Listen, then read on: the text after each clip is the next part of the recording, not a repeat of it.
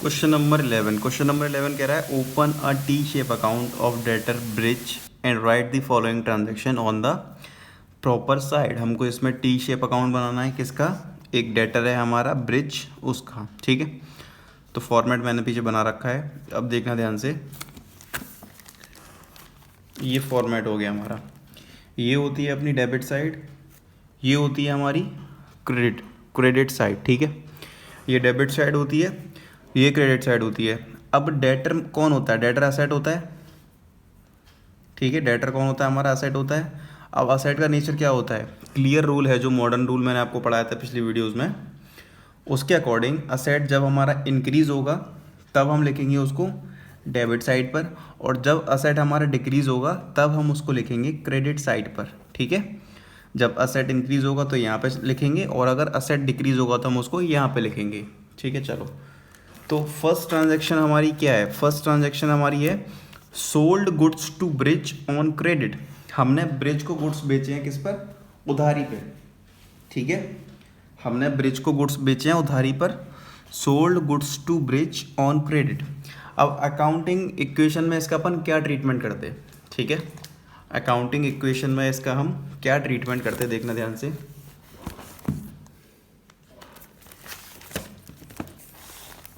Sold goods, हमने goods बेचे हैं। ठीक है, तो गुड्स बेचे हैं, एक तो स्टॉक में से हमारा डिक्रीज होता। ठीक है, स्टॉक कम होता है एक तो, उधारी पे बेचे हैं, तो ब्रिज हमारा कौन बन गया? डेटर, और डेटर में वही अमाउंट हमारा प्लस हो जाता, और हम बना रहे हैं डेटर का काउंट, तो मतलब ये इंक्रीज हो रहा है हमारा। ठीक है, तो जब बच्चों ये इंक्रीज हो रहा है तो डेबिट साइड पे नीचे हम क्या लिखेंगे? ट्रांजैक्शन हमारी आएगी डेबिट साइड पर, पहली बात तो ये, क्योंकि वो डेटर इंक्रीज हो रहा है हमारा। सोल्ड गुड्स, देखो सोल्ड गुड्स, और गुड्स कितने के थे हमारे? गुड्स थे 25,000 रुपये के। ठीक है, अब देखो next, cash received from bridge, हमें 10,000 रुपये ब्रिज से रिसीव हो गए। ठीक है, जो हमारा डेटर था ब्रिज, इससे हमको 10,000 रुपये रिसीव हुए। ठीक है, तो देखना ध्यान से, जब हमारे पास 10,000 रुपये आए होंगे तो वो कैश में प्लस हुए होंगे। ठीक है, जब वो 10,000 रुपये हमारे पास आए होंगे तो वो हमारे कैश में प्लस हुए होंगे। दूसरी बात, ये जो डेटर थे ये हमारे डिक्रीज हुए होंगे, क्योंकि उन्होंने पैसा दे दिया, डेटर हमारे लेस होंगे नहीं होंगे? अकाउंटिंग इक्वेशन के अकॉर्डिंग बता रहा हूँ मैं सारी चीज़ें, जो स्टार्टिंग का चैप्टर है आपका वो हेल्प करेगा आपकी यहाँ पे। ठीक है, तो जब कैश हमें मिला होगा ब्रिज से, तो जो ब्रिज है डेटर वो कम हुआ होगा, डिक्रीज हुआ होगा। ठीक है ना, तो जब डेटर डिक्रीज होगा तो वो क्रेडिट साइड पर आएगा। तो डालो सेकंड, कैश रिसीव 10,000। बच्चों ये कह रहा है डिस्काउंट अलाउ हिम 500 रुपये, मतलब हमने उसको डिस्काउंट भी दे दिया, तो हमारा डिस्काउंट भी इस साइड पर ही आएगा। ठीक है, तो लिखो थर्ड पॉइंट,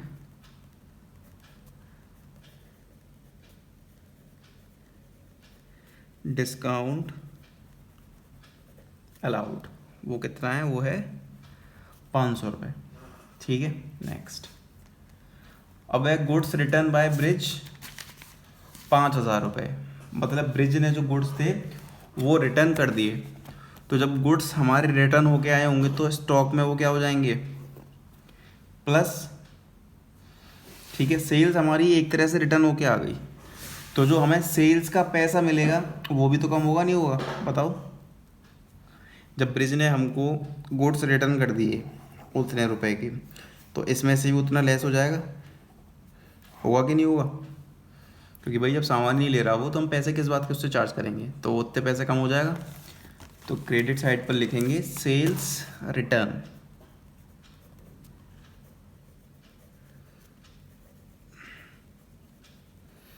ठीक है, कितने? 5,000 रुपये। ये हो गया। अब इसकी बच्चों टोटलिंग कर लो फटाफट से। तो इस साइड की टोटलिंग आ गई 25,000, ये आ गई 25,000। अब इस 25,000 में से इसको माइनस कर दो तो देखो 10,000, 5,000, 15,000 और ये तो ये हो गया 15,500।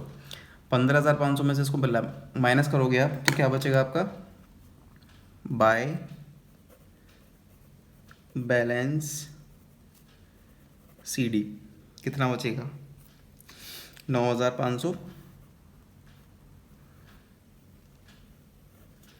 ठीक है, चलो अगला question.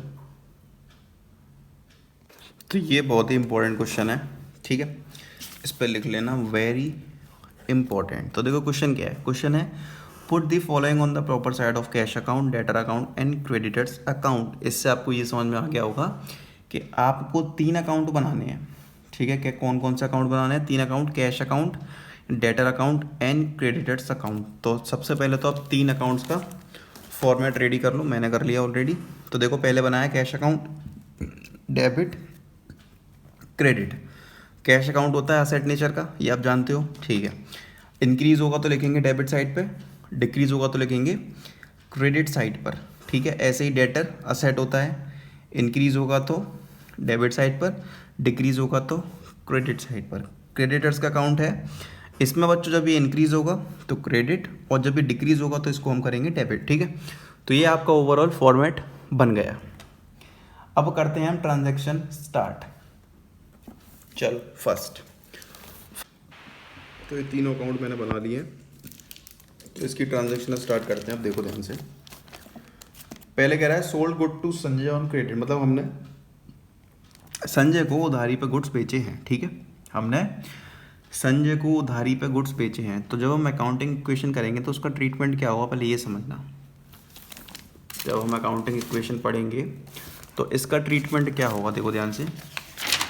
Sold goods to Sanjay on credit, ठीक है। स्टॉक हमने बेचा है किसको, संजय को उधारी पे, तो संजय ने पैसे दिए नहीं तो ये हमारा डेटर बन जाएगा। तो डेटर प्लस कर देंगे और हमारा स्टॉक माइनस होगा, नहीं होगा, क्योंकि हमारे पास से गया है, हमने इसको दे दिया है। तो डेटर बढ़ गया हमारा कितने से, 50,000 रुपये से, ठीक है। तो यहाँ लिख दो फर्स्ट सोल्ड गुड्स कितने से, 50,000 रुपये से। अब बोल रहा है बच्चों नेक्स्ट है sold good to Mohan for cash. हमने मोहन को गुड बेचे हैं for cash. Sold good to Mohan for cash कितने से, 20,000 रुपये से। तो देखो इसकी ट्रांजैक्शन क्या होगी, स्टॉक कम होगा, हमारे पास कैश आ जाएगा, ठीक है। स्टॉक तो कम होगा और कैश हमारे पास आ जाएगा, तो इसको हम कैश में प्लस कर देंगे। अब देखो कैश होता है असेट नेचर का, ठीक है। कैश होता है असेट नेचर का, तो जो चीज़ आएगी उसको हम करेंगे डेबिट और जो चीज़ जाएगी उसको हम करेंगे क्रेडिट। डेटर भी हमारा असेट होता है, आएगा तो डेबिट, जाएगा तो क्रेडिट। लेकिन क्रेडिटर हमारा होता है, आएगा तो क्रेडिट और कम होगा तो डेबिट, ठीक है। चलो अब हमने बेचे हैं, तो देखो कैश में आ रहा है, हमारे पास कैश आया है, तो लिख दो सेकंड सोल्ड गुड्स कितना, 20,000 रुपये, ठीक है। ये हो गई हमारी सेकंड ट्रांजैक्शन। थर्ड ट्रांजैक्शन कह रहा है बच्चों purchase goods from Ram on credit.